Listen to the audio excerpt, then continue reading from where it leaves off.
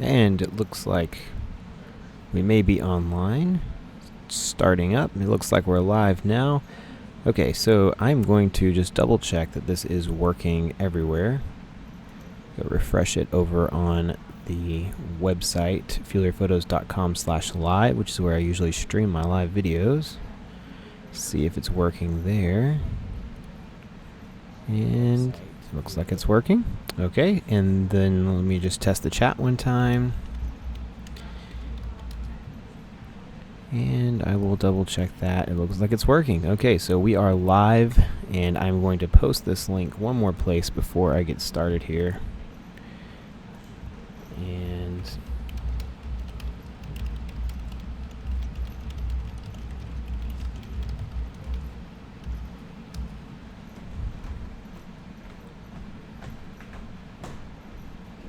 okay, that is posted. We are live. Everything seems to be working just fine. Okay, so we're going to go ahead and get started. So, for those of you who don't know, I am Corey, and I'm the founder of Fuel Your Photos. And Fuel Your Photos is all about getting the most out of your photography website. So, I kind of like to break that down into 3 categories: building your site, fixing your site, and promoting your site. And today we're going to be talking about building, or I guess kind of building and fixing your site if you're using ProPhoto6. And so what we're going to be doing is working on a ProPhoto6 site. You can see here Amy has let me use her site as a demo, and she has this page, this pricing page, that is an image. It's one large image. You can see let's actually, I'll show you if I scale this down. It's just an image and it shrinks, and so it's not responsive. The text is not searchable, and it's not, that's not good for search engines. It's large and it takes a long time to load, plus the search engines can't read this text, or at least usually they don't. And so we want this to be optimized, plus you can't really see it on mobile. So what we're going to do is, I'm just checking over here to see. Okay, good. We are going to turn this into a page that is responsive. So this is the example that I've already done earlier. We're going to be redoing this. Let me see if I can turn off these notifications over here, so we don't have that clicking sound. So what we're going to do is we're going to recreate this page. You can see it's very similar to this page, but this one is responsive. So if we size it down, the page reacts to the screen size, and everything stacks, and this text is searchable and indexable, and search engines can see it. So we're going to be building this, and we're actually going to make a few modifications. I'm going to show you a few tricks with ProPhoto6, and if you have questions and you're watching live, you can just leave comments there in the chat, and I will try to answer them while we're going. Otherwise, you can always leave comments on the YouTube video later, and I will try to get back to them as soon as I can. And this is the kind of thing that I will typically do in the Fuel Your Photos Premium membership, and we have a forum where you can ask these kinds of questions, and I will help people work on their sites in doing things like this. Amy is a member, and so I'm using her site as a demo and fixing this for her. So let's go ahead and get started. What we're going to do is go over to the WordPress dashboard, and the first thing we're going to do is we're going to go to Pages, and we're going to make a new page. You can see mine here, but we're going to actually just start fresh, and we'll just call this one Pricing Page Demo Live. Okay, and I'm going to just go ahead and publish that. Now that's not going to be visible unless someone has this link, and we will make sure to no index or take these down later before search engines index them and people can land on them. We'll get all that cleaned up. For the sake of this demo, I'm just using this as a page to show you. Okay, and then we are going to go over to the customizer. So I actually already got that open over here, but let me just close that so we can go to it right here. So we're going to go to ProPhoto Customizer. I really should have opened that in another tab because we want both open. In fact, what I'll do is keep that open there. Okay, so by the way, this video is meant to be very casual. I'm just talking as I edit and as I work, and it may take a while, and we're just going to work through this, and hopefully you will learn something as I work about the way that I do things. I will say that I am not a ProPhoto6 expert, but I do have a lot of experience in working with website builders and understand the general principles of ProPhoto6 and how it works in most cases. So you may pick up something new, or you may have a better way of doing things, and that's okay.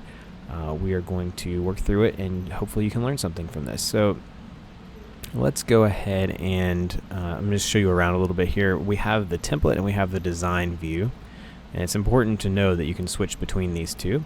This customizer is how we are going to build out custom pages, and whenever we're in the WordPress dashboard here in Pages, this will let us edit some content, but most of the things that we're going to do are going to be done in the customizer. In fact, everything we're going to do on this page is done through the customizer and not through the page content through WordPress. So it's a little bit confusing how they work together, but once you get it, it should make sense. So hopefully you'll see that here in a few minutes. What we're going to do though is we're not going to use this pricing template that I've already done. We're going to start from scratch.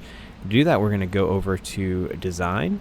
And one thing to note is that it's a little bit harder if you try to copy the base design, because it will inherit everything from the base design. So what you actually want to do is copy one of the child pages, these child templates, because what will happen then is it becomes a sibling of that child, and not it doesn't inherit everything from that child. So what we're going to do is just pick one of these. Doesn't really matter. I'll just pick page template, and we're going to copy it. We're going to call this, let's say, pricing page demo, and demo for live. And then we'll just save that. So see, we have our template down here now, and we can go back over to the template, and we choose up here in this drop down pricing page demo, and this will inherit, it will start by inheriting the same settings as what we just copied. And you can see these things that are gold, that means they are locked, but with the sibling page you'll be able to unlock these to make edits. We're going to leave the logo and the navigation locked and not worry about changing them. This main block is the one that we will be changing, so we're going to click here on this gear icon, and we're going to unlock that. And I'm not sure, I think we may have to make a change before it will save that unlocking. Let's see if I unlock that. Okay, so we can unlock it by just clicking unlock right here, so we can add more rows. And then we are going to go ahead and get started by adding a row. You can just drag that up here to the top. We can drag around rows. So the way this works is you have rows and columns inside of blocks.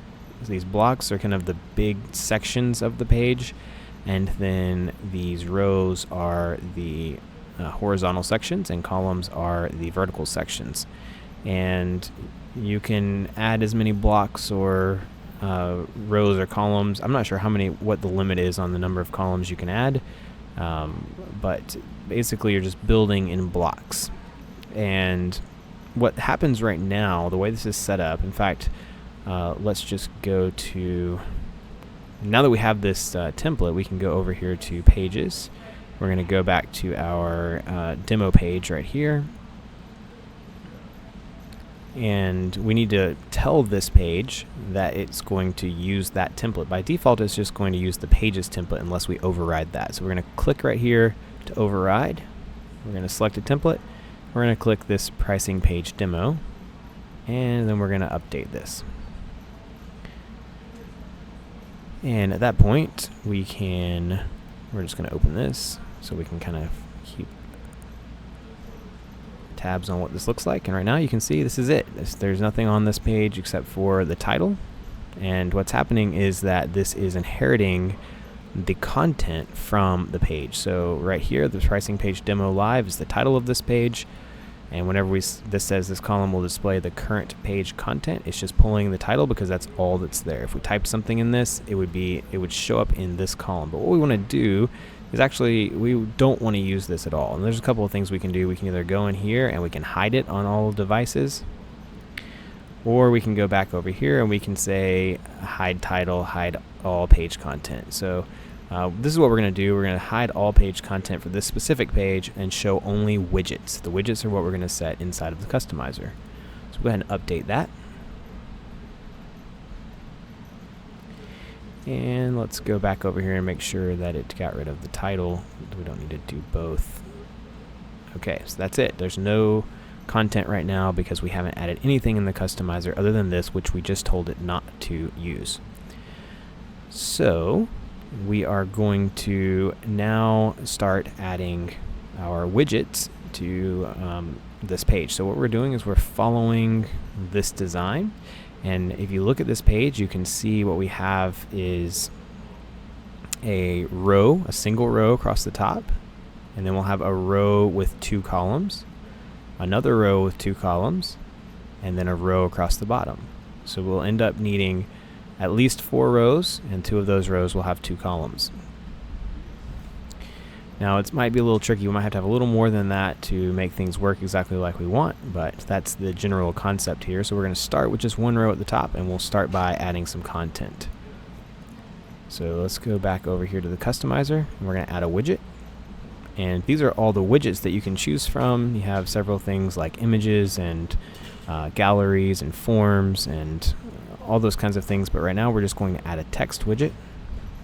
We want to use this P6 text widget and not, let me go back over here, not this text widget, because this will allow us to add HTML and have a few other editing options. This is just going to be raw text. So we're going to use this P6 text widget. Now we can call this something if we want. So I might call this, let's see, you might call this like, I think I called it intro on the other one. That's what it was trying to load there. Sorry, I'm going back and forth between tabs there.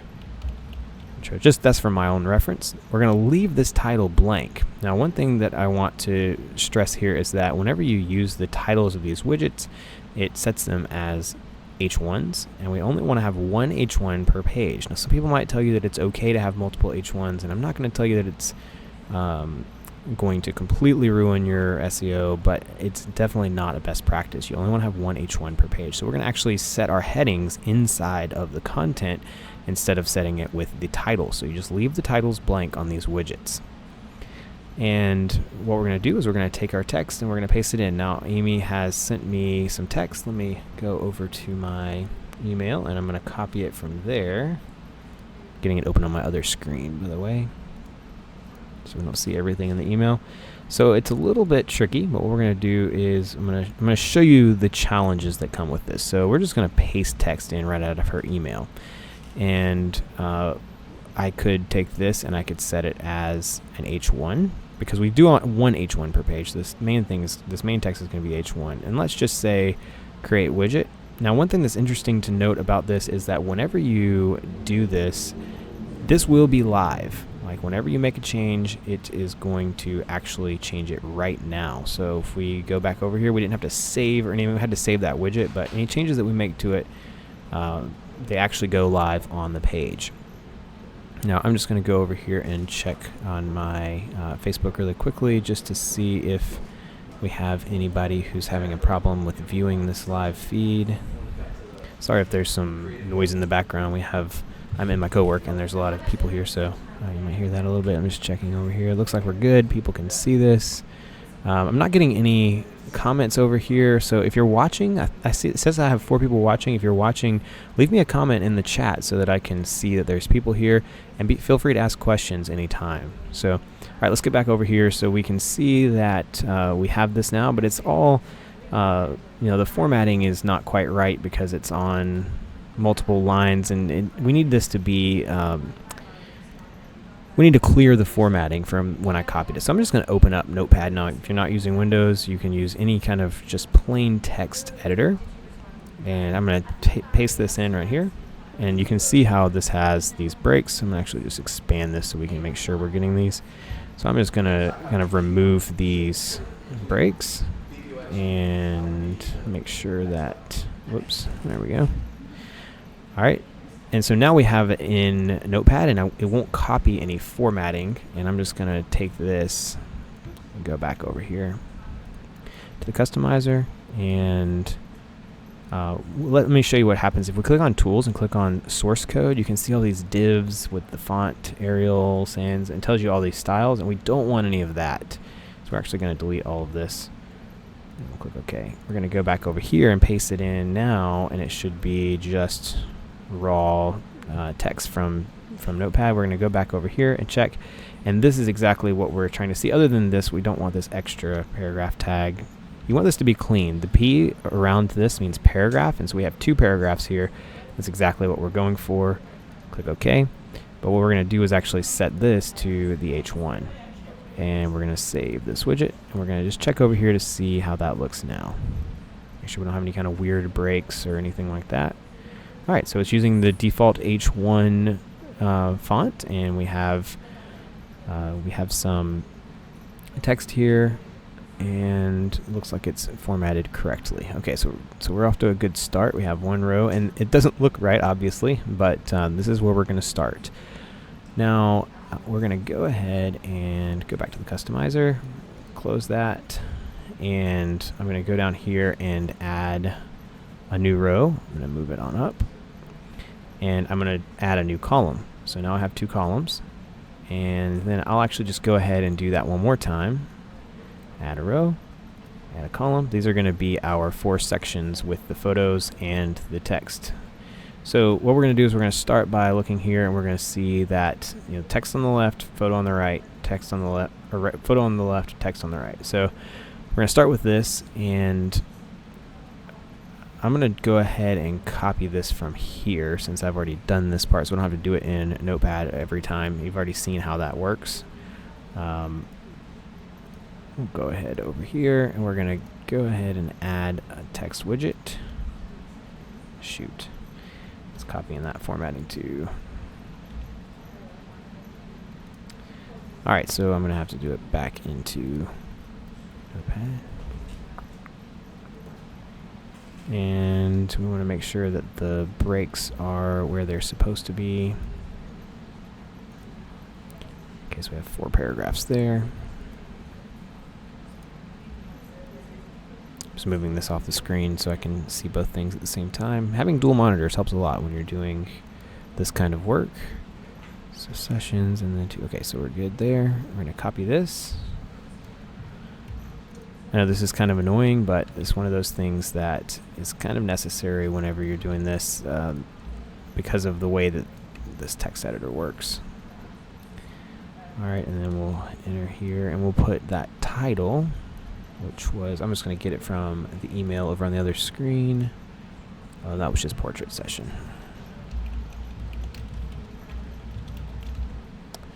Oh, I don't want it there. Sorry. I want it here. And we're actually going to set this to be an H2. Remember I said we only want 1 H1 per page.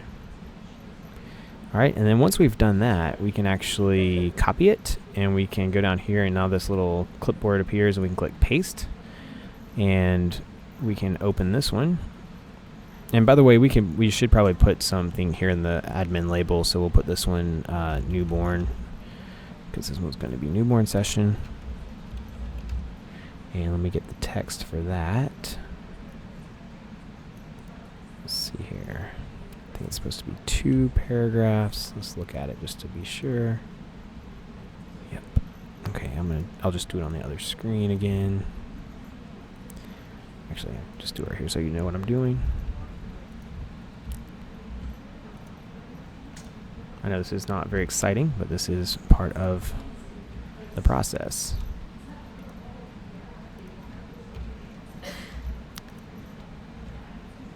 Oops.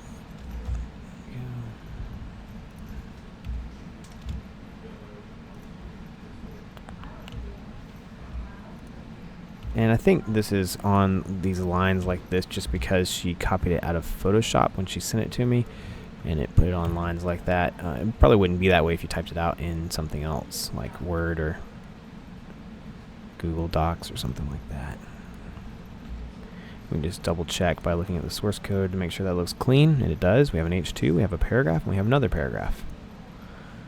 And we have that labeled as newborn. We can go back over here and label this one as portrait. And then we're going to go ahead and add an image widget. So we're going to go in here and it's P6 graphics widget.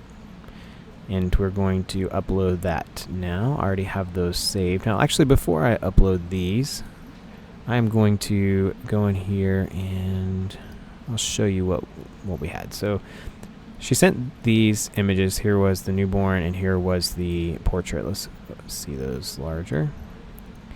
And what I wanted to do was, you can see in her original image, she just kind of cropped them. Since it's all one image, she could kind of drop them on however she wanted.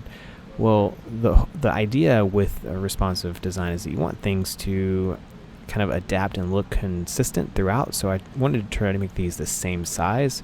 So I opened those up in Photoshop, and I just kind of figured out what the right size was. First, I based it on this one because it kind of needed to be a specific size. So I cropped that one, and then used that crop to also save this one. And then we just did File, Save for Web and Devices, pull that over here. And then you can see I usually use quality 65, and I kind of kept it at the same size, and this is 58 kilobytes whenever saved like this, so that's a pretty good size. Now, some people might ask, well, how do I know what size this needs to be? I'm going to show you a little trick right here. I'm going to open Firefox over here, and if we right click and click on inspect, there's this little ruler tool, and you can actually drag that ruler. Now this is only in Firefox. There may be some plugins for it for Chrome. I'm sure there are, but I know how to do this in Firefox, and this shows me that this is 740 pixels. Now the one I saved was a little bit less than that, but it ended up working out just fine. But it kind of gives you an idea of how large this could get on the screen. I think I ended up changing it because of the width of the content. But you want to pick a size. You don't want to make your image much larger than the largest that it's ever going to be on your screen. So in this case, if we size it down or if we have it full screen, it never gets larger than 740 pixels. So 740 pixels would be a good width to start with. Or if you look at this one, it is 680, 670 something pixels, 678 pixels, something like that. So I think that's what I based it on, and it worked out just fine. So let's go back over there. And by the way, again, if you're watching and you have any questions, I would love to hear them over in the chat. If you're on fuelyourphotos.com/live, there's a chat option there, or you can go to the YouTube channel, which is just youtube.com/fuelyourphotos/live, and you'll be able to type into the chat and leave me questions or just say hello. I just love to see that someone's there. It says people are watching, but I don't know if they're real people or who's watching. So let me know if you're over there. Just check on this. Okay, cool. All right, so we are going to go ahead and add this image. So we're starting with the portrait one. Let me see here. And that would be this one. Now, one thing about this is that it doesn't give me the option to add alt text to these. Unfortunately, it does give you some options here, and we're going to just leave this so that it doesn't link to anything. I do wish that it had the option for alt text, but it doesn't. We're not going to put anything in these. We can label this if we want, and create that widget. And then we're going to go ahead and add the same kind of widget over, whoops, not gallery. Going to add the graphics widget over here, and we're going to add that newborn and create that widget. Okay, so all that should be saved. Let's go ahead and look at this and see what we're getting. I like to go ahead and get all of the content on the page before I start formatting. So you can see that we're getting there. We have the right content, and it's just all bleh, just thrown on the page. So we're going to go ahead and finish adding that last row at the bottom before we start formatting things. So we're going to go back over here. We're going to add one more row. We're going to put that here. We'll actually end up needing another row, but we'll get to that in a little bit when we're formatting. And we're going to add a text widget here. And I'm going to go back over to that email and grab it. It's the viewing and ordering info.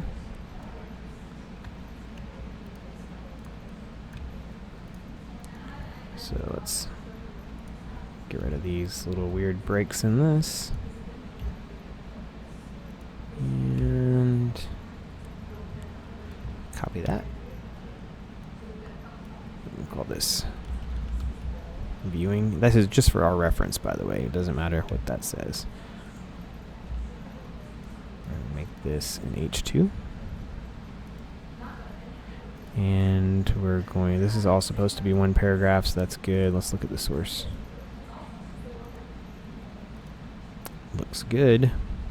Okay, so you can see we have a row with a text widget, a row with two columns, text widget and a image. Same thing here, but reversed, and then a row at the bottom with text. So let's look at that. See if we got it.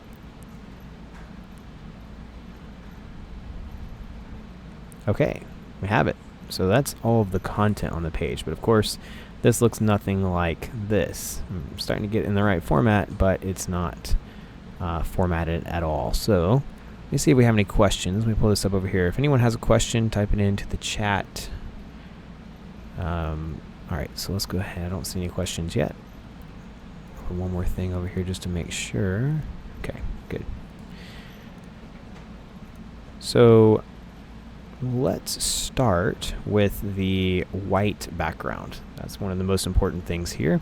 And there's a couple of things that you will learn about using this customizer. And one of those things is that there are quite a few different places where you can set widths and padding and backgrounds and fonts and things like that. And you can start here at the template level.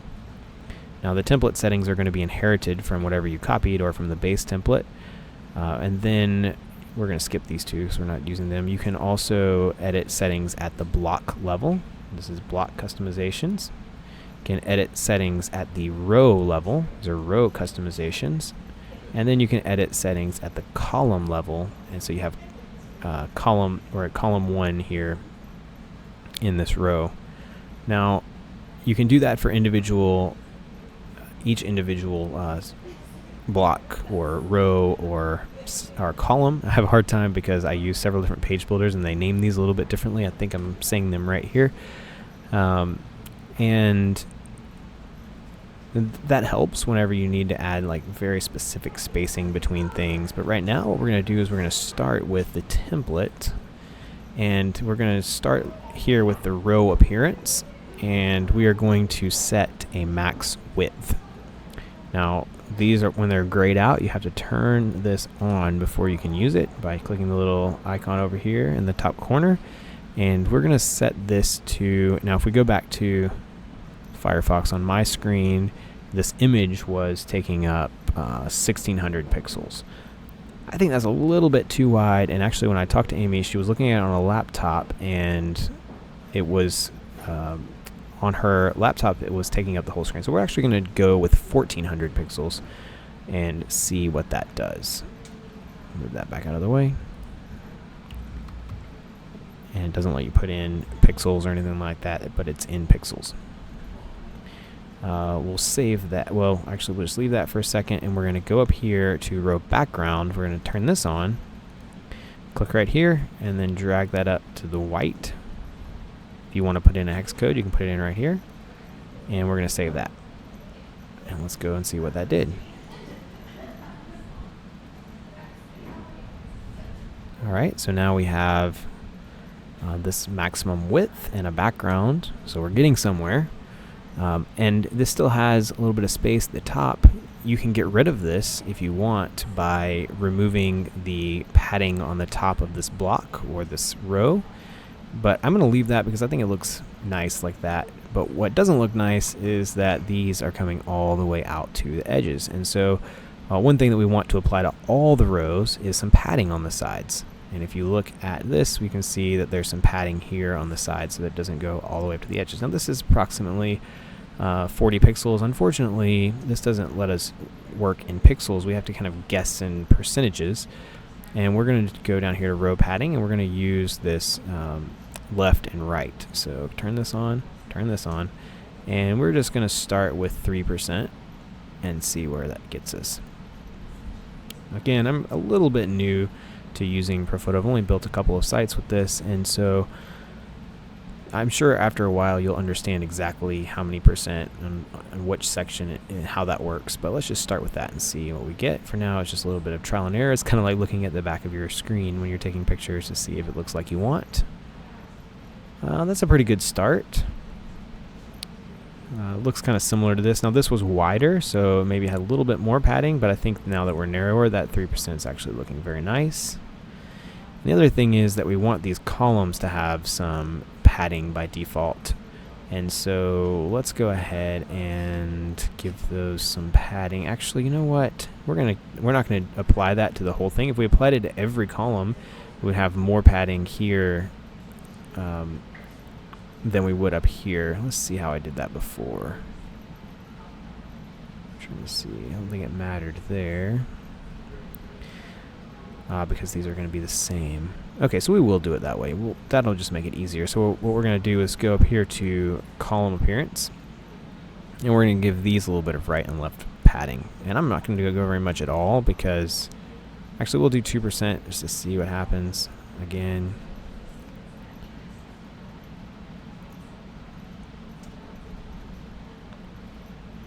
and it's not too bad. I could go a little bit more on that. Let's go to 3.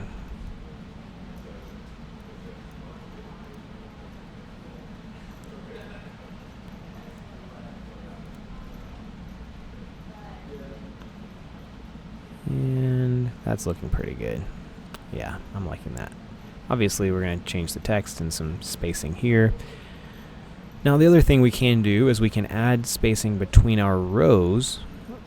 And we can use that on all rows so that there's always a certain amount of space. Now we're going to go ahead and give it a little bit, and we may want to take it away or add a little bit more on specific rows, but we'll go back to rows and we'll give it a little bit of top and bottom padding as well. And again, we'll just start with something really small like 2%.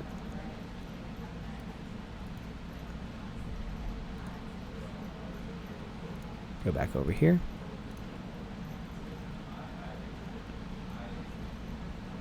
Alright, so now we're starting to get some space between things, and that's looking much better.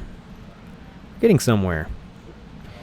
Alright, so there's a couple of big things we need to do still. We need to get the fonts right. That's really important. But before we do that, we need to get these horizontal rules in. And I'm actually going to show you the way that I did that. You may decide to do it a different way. There's a few different ways you could approach this. You could just put an image in there in a row, or you could use several different methods with CSS. I'm actually just using a plain horizontal rule, and I'll show you. I'm actually going to go, let's see, I'm going to go copy the code that I've already written for that. So we'll go over here to pricing. I'm going to go into one of my dividers, and I'm just going to copy this. I'll explain it to you here in just a second. It really is helpful for you to know just a little bit of HTML and CSS to really use this effectively. You don't have to. You can always find ways around, like I said, by using an image or something like that, but I do recommend knowing a little bit of HTML and CSS. Okay, so we're going to add a widget here, and we're just going to add a text widget again, and we're going to go here to Tools, Source, so we can add HTML. Now this HR is a horizontal rule, and whenever we do style equals, we're just adding inline CSS. And what we're doing here is adding the color of the horizontal rule, the background color, and the height. Now I'm probably don't actually need both of these. Probably just need background color.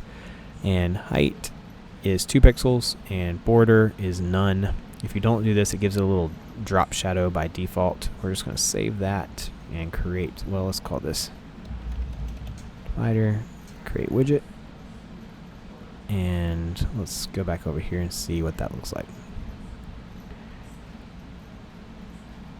Okay, so it gives us that little pink line, and that was set with that hex code. You can copy this code exactly if you need something like that.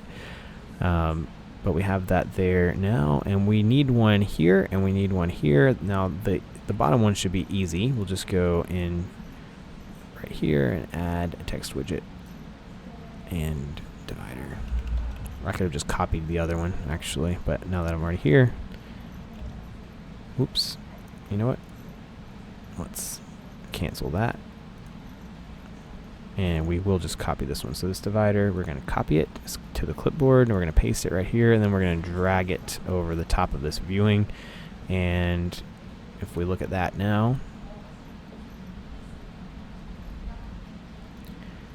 we should have a line there, so we're getting somewhere.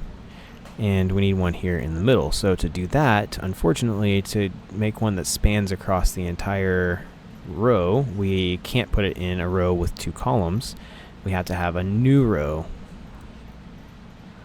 We'll move that up here between these rows with 2 columns, and we will just see if we can just paste it directly. Yep. And now on this row, we actually want to remove the spacing, the padding on the top and bottom, just so that it's really nice and tight. And close that. Look at that and see what we have.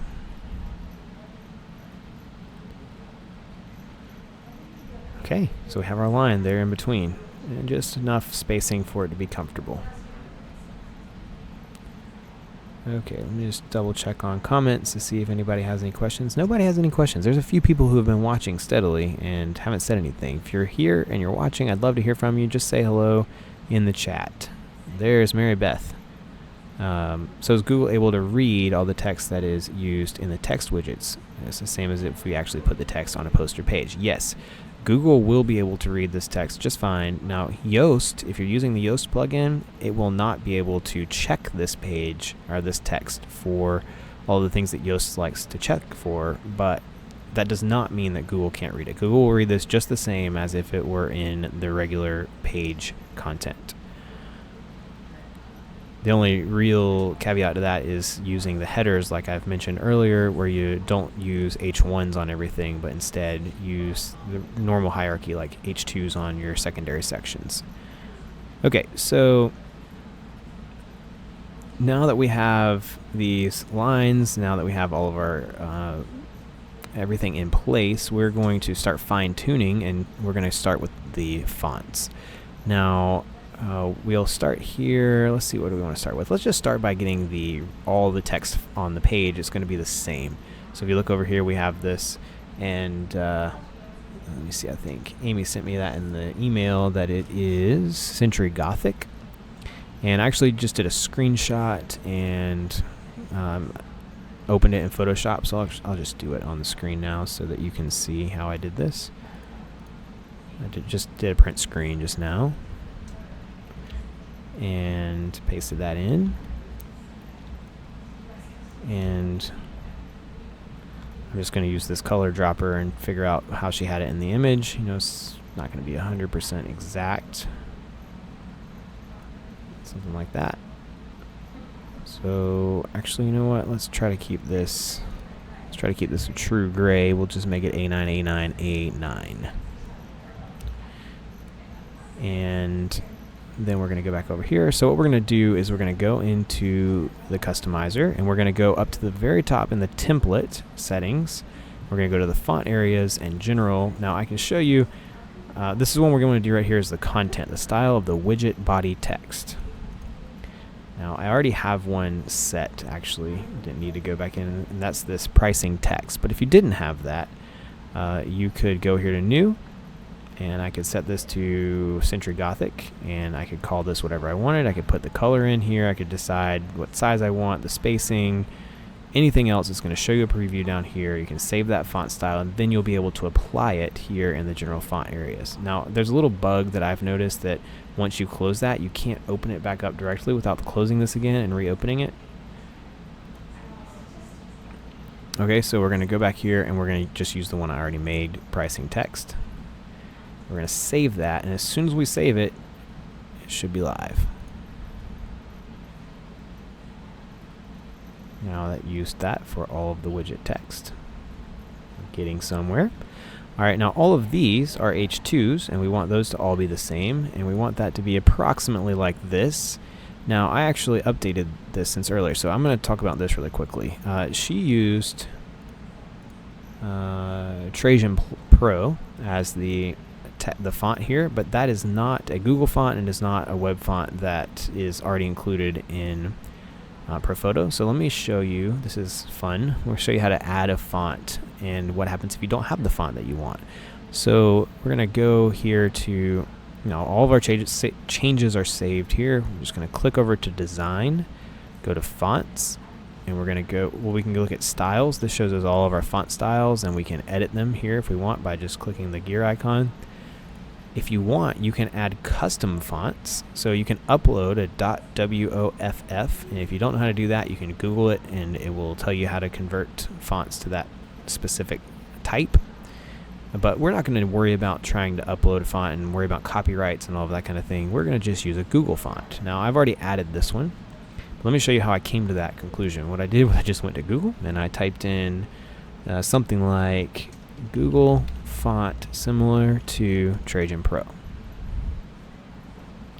and I found something and just asked, and there it was. And what's the closest Google font? Closest font, I mean, this is a site that's all it's about, which is kind of cool. And so Cinzel is the closest one. It is very similar.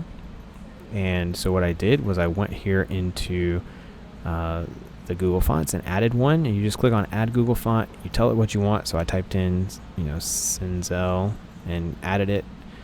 I'm going to remove this.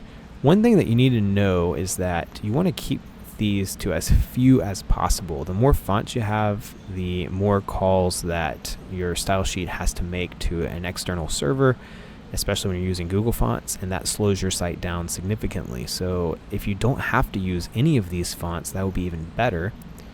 But if you want to, you can use Google fonts. So let's go ahead. So we're using Cinzel now for this instead of Trajan Pro for all of the headings. And because I don't have a style yet for the H2s, I think I used, let's see if I already have one down here. I don't think I have one. So we're going to add one now, and we'll call this pricing page H2. We're going to use the,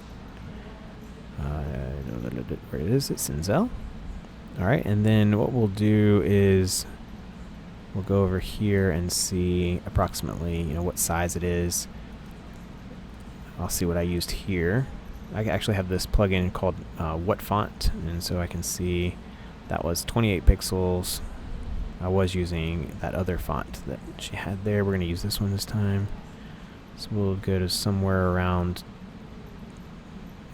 something like that. Looks good. I like the normal casing. Let's make these, is that too much? I think that might be a little too much. Let's come back down. Let's put that image again.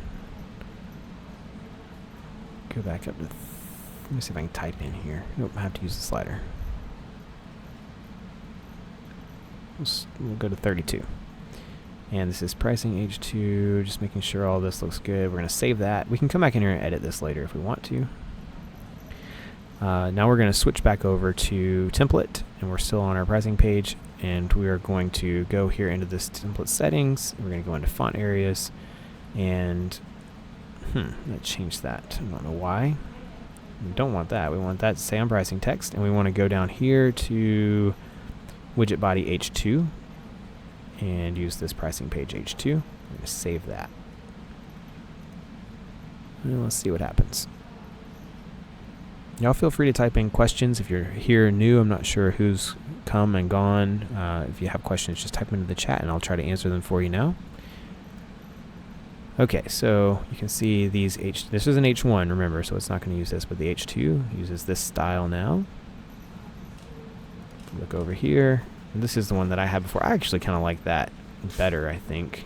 But I'm going to keep it as similar to this as possible, and I think that is a little bit more similar to the original image. The bold might be a little much.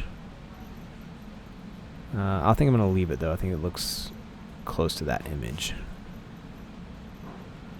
Let's go ahead and we'll start going to work with it. Sorry, we're going to work on the H1 now. So I did some special things to this H1. You can see here in my draft, and you can see here on the image, this has a gradient on it. Now, if you wanted, you could upload this as an image, but again, then you lose the ability for that to be searchable.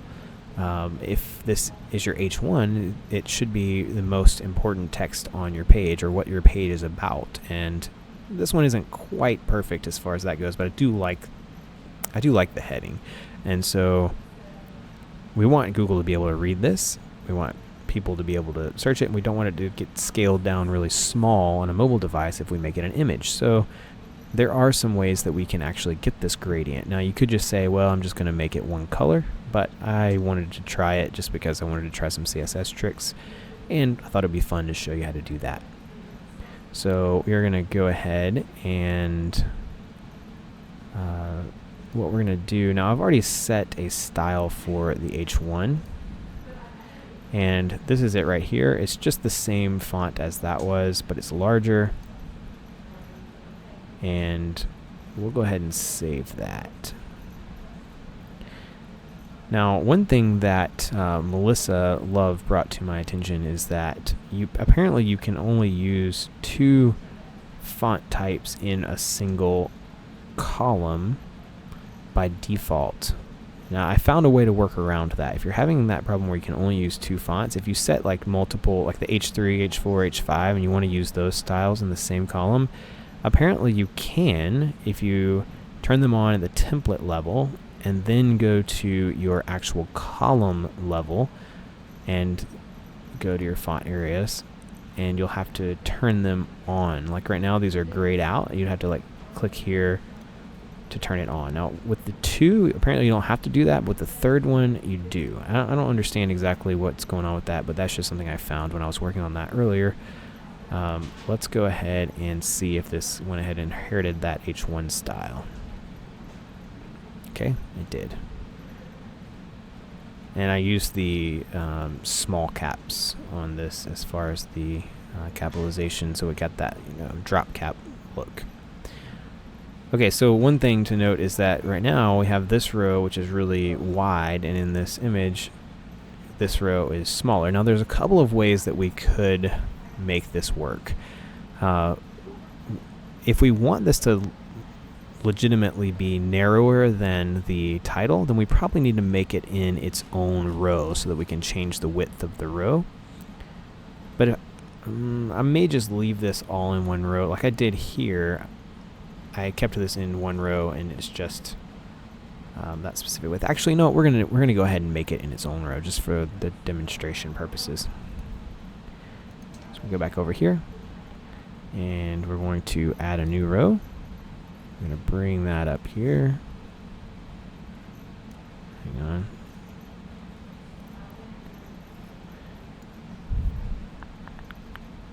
And you know what? I'm actually going to add another row. I wish I could copy the row, but I haven't found a way to do that. You copy these widgets, but you can't copy the rows as far as I know.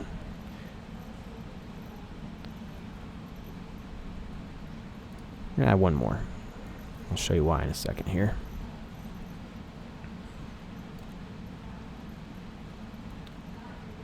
Okay. Alright, so this row is we're going to go back in here again and get rid of the top and bottom padding.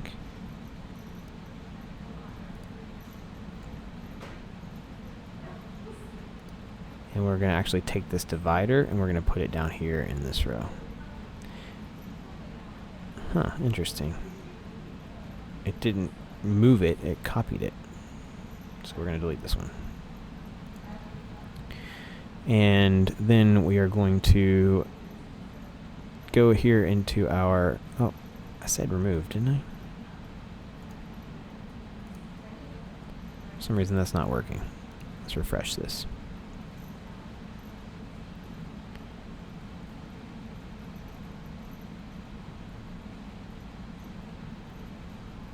Okay, let's try that again. It's not letting me delete it. No, you can't delete me.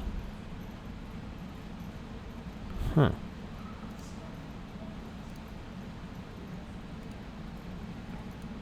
No, it's not closing.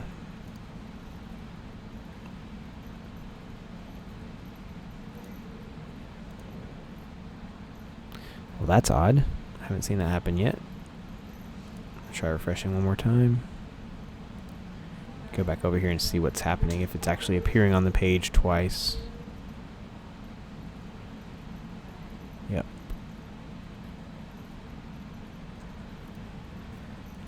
See if we can get that fixed here.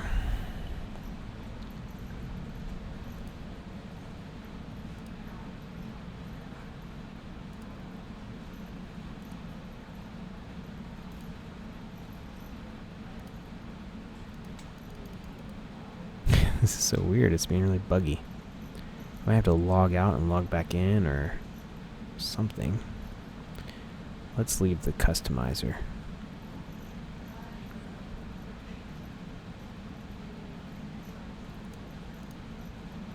And come back to it. If anybody has had this happen before and you're watching, now there's only a few people watching, but if you know how to do this, of course leave me a comment and I will try your method. Okay, let's try that again. Delete. Nothing. That is so weird. Let's see what happens if I go in here. We're going to just delete this. And then let's go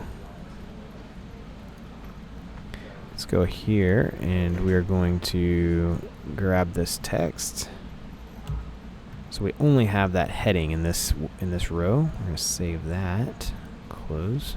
Why is it doing that? It's being so weird. And then we're going to put this text back in here. Save that. And what happens if I try to drag this down now? It's thinking. I might be crashing it.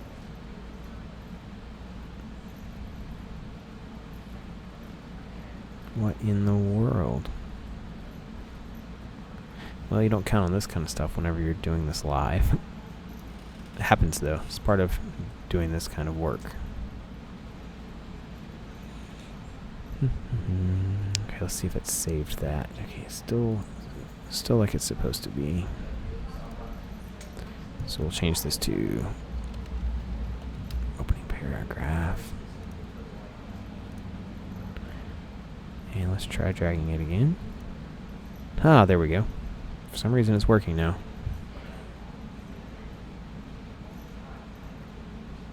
But that divider that I had before isn't there, so we're going to add that back. Okay, so now we have 3 different rows, a title and an opening paragraph and a divider, and that should all be saved. Let's go and check that out.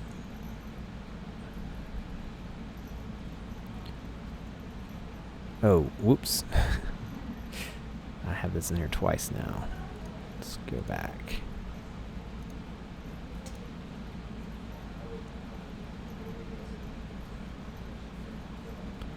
See what's going on. It was gone and now it's back. For revenge. I cannot delete this thing.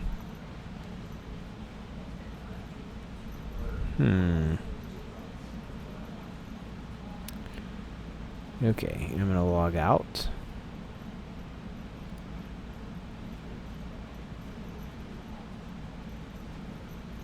And log back in. Gotta find that information really quickly.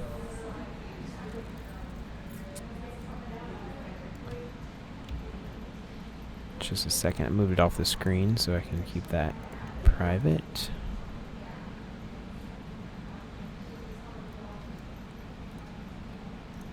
Okay, and then let's try again. Go to ProPhoto Customizer.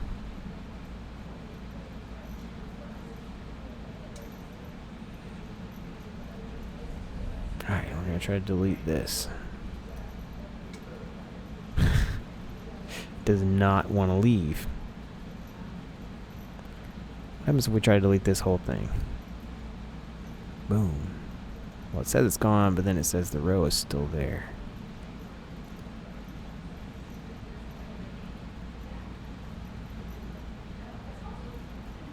I refresh it and it's back again.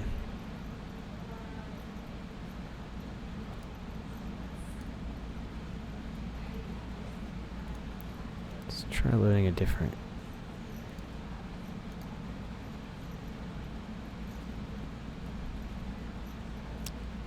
Okay, it says it's gone now. Let's try refreshing and seeing what we get. Okay, so it's gone. Finally. I'm sorry about that. I don't know what's going on there. Matt said he had similar issues and found he had to totally clear the browser cache and history. Everything seems to work after that. Well, I'm going to try to avoid that. I hate having to do that. I may have to go into incognito if I have that again, see if that helps. Alright, so we're going to go here to the top. Just see what happens.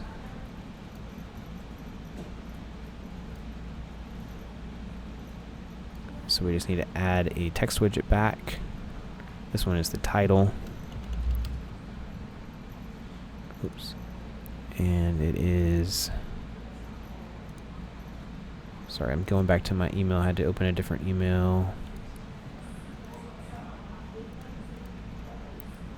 Okay, so your memories are priceless. Go into source code so we can get rid of all of this extra crap that it puts in there.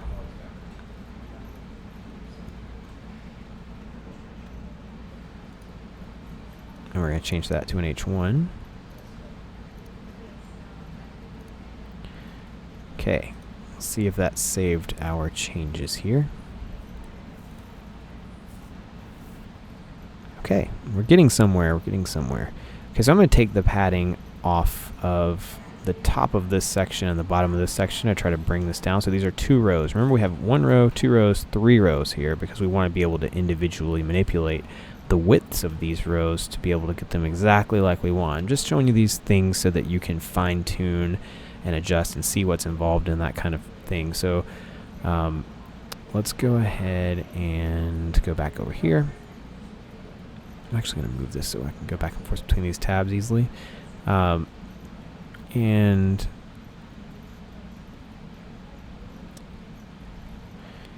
we want to remove from the bottom of this row the padding. Okay, so bottom 0, and we want to remove from the top of this row padding. And save, close. See how much closer, oops, sorry, have it. See how much closer that gets us. That should bring those a good bit closer together. There we go, that's looking better. Now, we want to decrease the width of this row to bring it in tight. Let's do that now. So this is the opening paragraph, or this is why it's important to label these so that you know exactly what these are whenever you're looking at them here in the admin. This has nothing to do with SEO. Whatever you write here does not matter. Google doesn't read it. It's just for your reference. Let's go ahead and... Oh, we don't want to open that. We want to open here. And what we'll do is... Well, there's really two ways we could do it. We could set the max width of this row, although I think that may affect the background. So we're going to just use padding. So we're going to add more right and left padding. We're going to make this up to like 20% on both sides. Save that. Yeah, this one now. If you're watching now and have questions, feel free to just type them into the chat at any time. I know we've got Mary Beth and Matt who have already asked questions. If you have questions, I'd love to hear them. Okay, so you can see now we have that 20% padding on both sides. It's starting to look a lot more like this. Now you can see that the size and the weight of the font are slightly different. The space between these is also a little bit off still. I'm trying to think if there's a way. I think I can remove some more from this column. Let's try it. So we're just going to close this, and we're going to go here into this column. See if there's any top and bottom. Nope, those are already at 0. I don't know why this is at 3 and 4. I think it was supposed to be at 3 and 3. Maybe I did that in the column here accidentally. That's one thing I hate about these sliders. There we go. And then let's see here. I really want to get the spacing. So one of the things we may have to do here is, let's see if that did anything. Okay. We may have to look and see what's causing this. So I'm using Chrome, and I just went to right-clicked and click on Inspect, and then we're going to use this little tool here to see exactly what has the padding. Because this H1 seems to have quite a bit of padding, and maybe the line height. It's only 100%.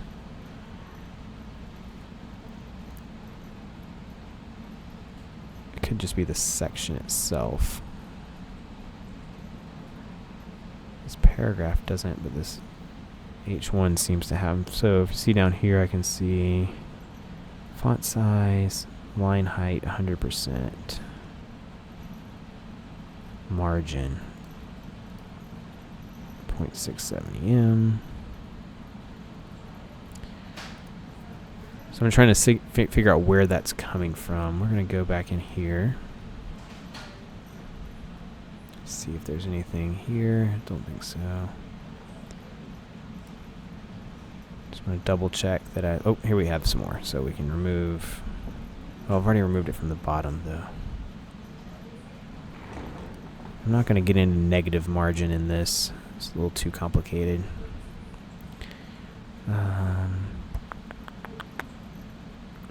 Just trying to think if there's any other place. So we're going to try one more thing. We're going to go back over here to fonts, and we're going to go to styles. And I'm going to go here into this H1 and see if I can see the line height's already at as low as it will go. Well, let me go down to lower than 100% line height. Okay, so I'm not going to worry about changing that anymore. We may mess with it just a little bit here with CSS, but we may not. Okay, so we're close. You can see that we're getting very close. One thing I want to do is I want to extend this bottom a little bit. Now on her example, she had it a little bit too much. So we're going to just add a little bit. So we're going to do that by going back over here to the customizer and just going down to this last row and just adding some individual bottom padding. Now it inherited what I had from the total template settings, but we're going to go down here to bottom and we'll change this to like 5%. Save that.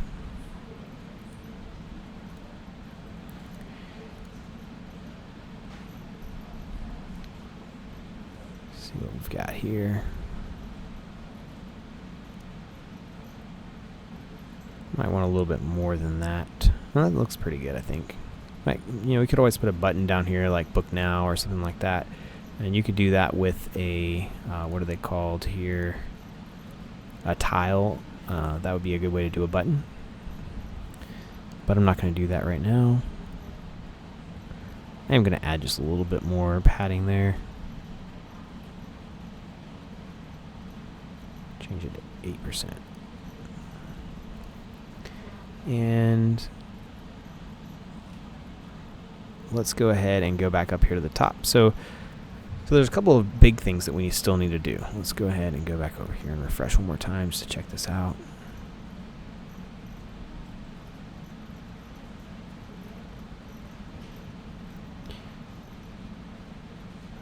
Let's look at this on a smaller size.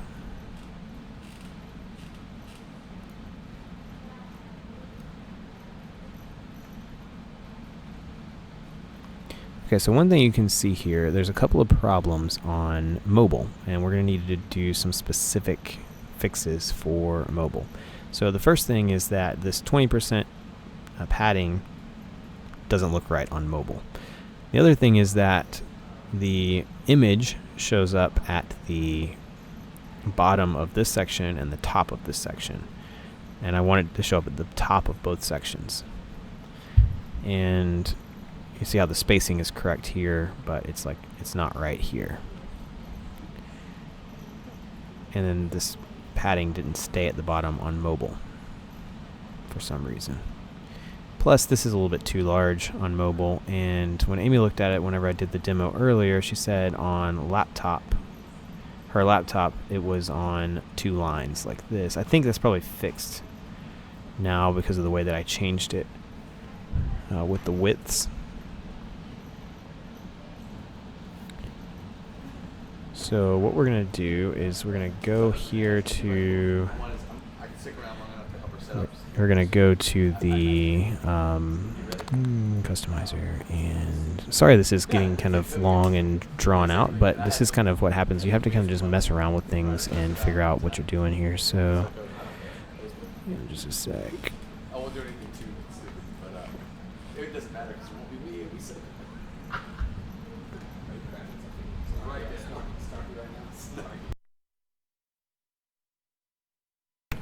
Hang on just a second.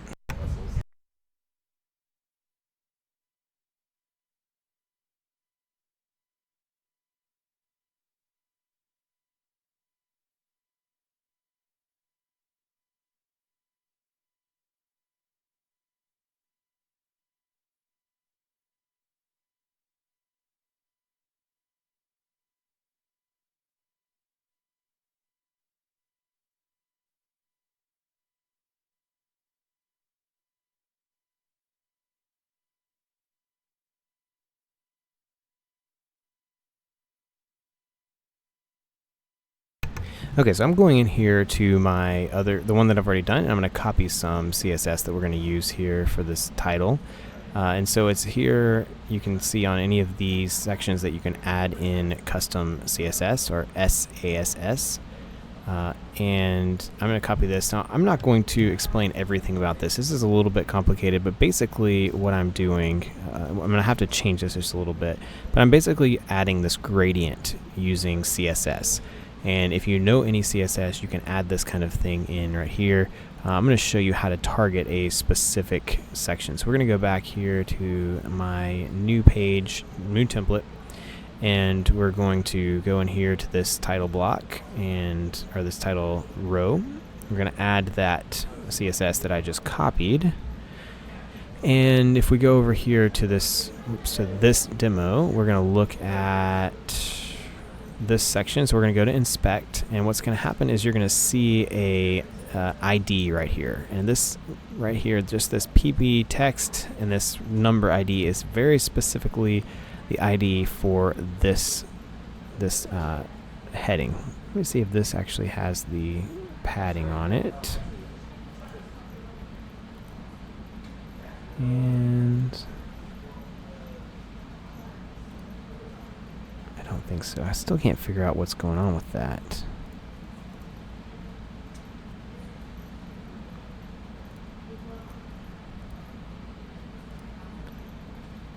not seeing where all that padding is coming from. Okay, so we're going to go back over here, and this PP text that I already had in there needs to be replaced with this. Is that the same thing? Nope, 66 instead of 65.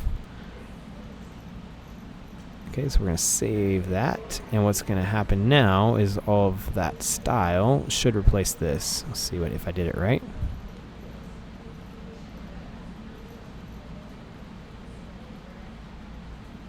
Boom. All right, so now we have that gradient style, that custom CSS added to that text. So this can stay actual text and not an image.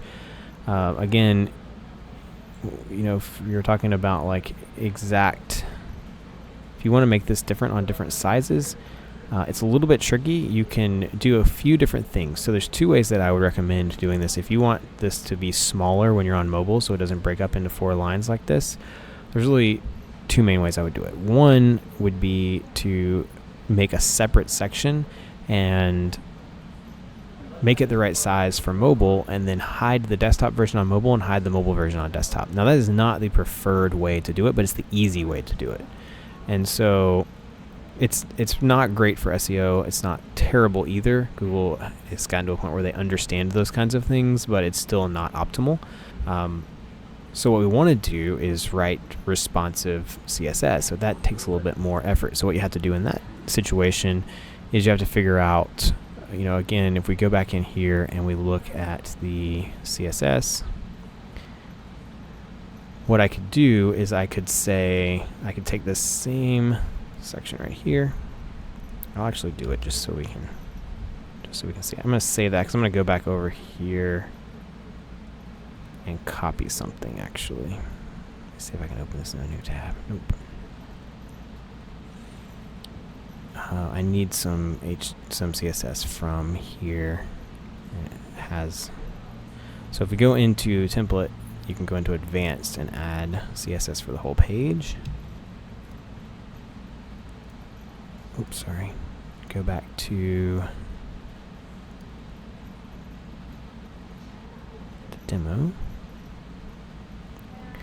Okay, so we're going to, I'm just going to use a little piece of that here. First, I'm going to go ahead and add it. I'm going to show you what this is doing. So I'm going to add this here.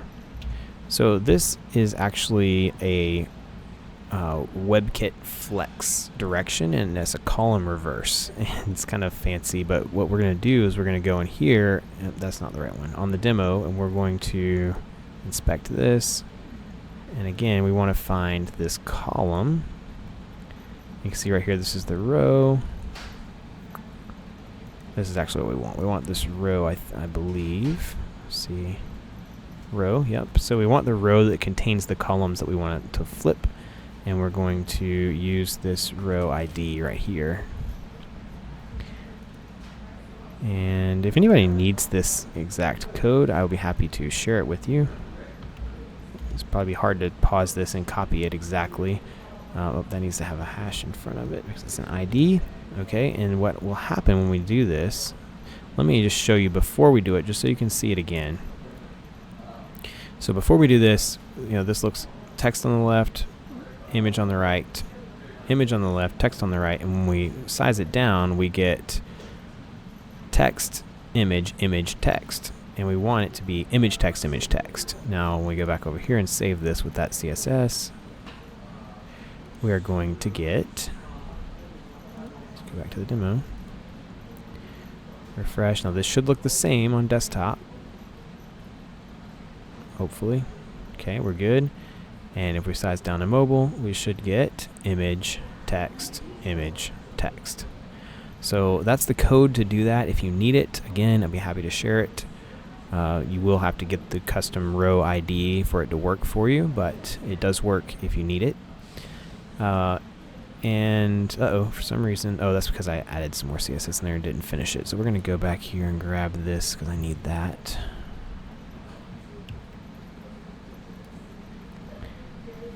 We're going to go in here, fix this up a little bit. Okay, so we're going to add in so this, what this means at media only screen is everything under 980 pixels, we're going to apply this specific style to it. And what we're going to do here is we're going to change the font size. So if we go back and look at it now, we can see, like, I can use what font again, and I can see that this is 75 pixels, and we're going to just change it to 50 pixels. And so if we want to see like the exact CSS to do that, you can go to inspect, go over here,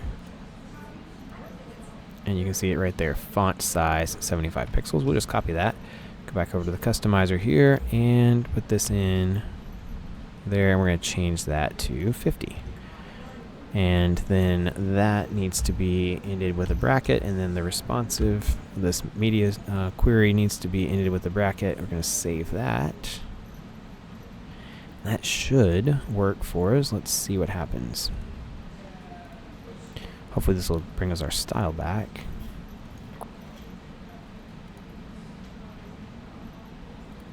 Okay, and when we size this down, see how it made it much smaller? That's how media queries work. I know that was a really fast overview that maybe you could follow along and maybe not. If not, I'll be happy to talk more about that one day, but that's, if you learn CSS, you'll understand more about media queries. You can even just Google CSS media queries and learn more about how they work so that you can use them. Now, we also want to make this padding less on mobile, and in this case, we don't actually have to use custom CSS because ProPhoto makes that very easy for us. So row padding, I think it's not on this one, it's on the opening paragraph. So we're going to go back here, and we're going to look, and we see our row padding is 20%. And we're going to click right here on mobile, and we're going to open this right and left, and we're going to change that down to 3%, just like everything else.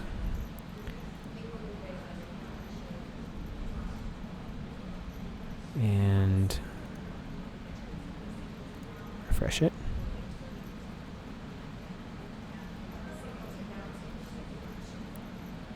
So on desktop we still have 20%, and when we go to mobile, now it looks much better, just at the standard 3% like everything else. So I think that's looking pretty good. Now the bottom still doesn't have the extra padding that we added for desktop. Let's go down here and figure out why that is. Let's close this. Go down to this last column. We're going to look at that bottom padding. Row padding, bottom is 8%. Let's go to this and enable that and leave it at 8% and just see what happens. And refresh.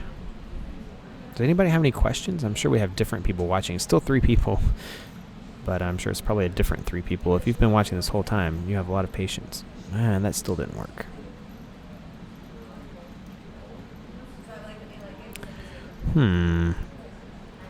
Let's see what would happen if we, on mobile only, added more, well, let's just try it one time. We'll add like 20% and see what happens. Save that.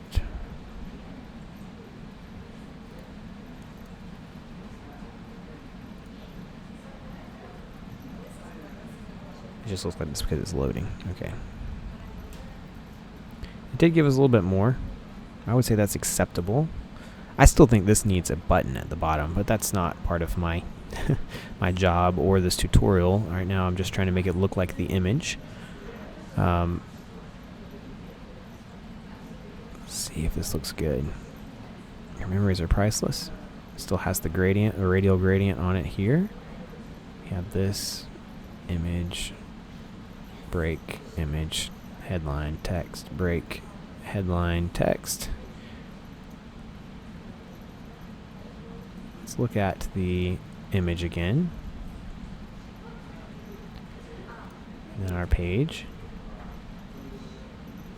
I would say that's pretty successful. And you can always fine-tune things. Again, you've seen how I've been doing that on each of these.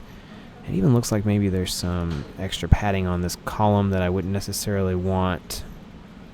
I could go in there and pull that off if I wanted to.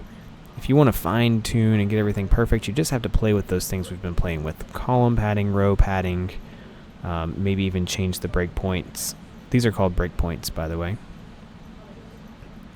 And you can have everything over 1200 pixels, everything between 992 and 1199, everything between 768 and 991, and then everything smaller than 768. That's kind of nice that ProPhoto includes 4 breakpoints. A lot of other things only have 3. So that is looking good. Let's look at this again. Let's just refresh it one more time. And we're going to actually go into the Chrome inspector again, and we're going to use this device view. Whoops, I just closed it. Don't know why I did that. Okay, so this is what we're going to look like on mobile. Let's put this out of the way. That's what an iPhone 6 would look like. And let's try on like an iPad.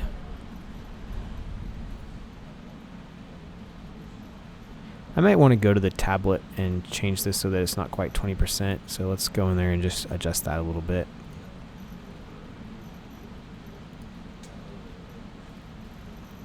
So I've already adjusted it for mobile and for desktop. Why is that disabled? Okay, that's for everything. Just going here to tablet, and we'll enable right and left. Come down to like 10%.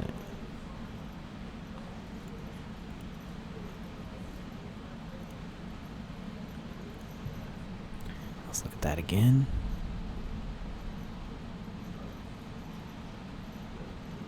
That looks better.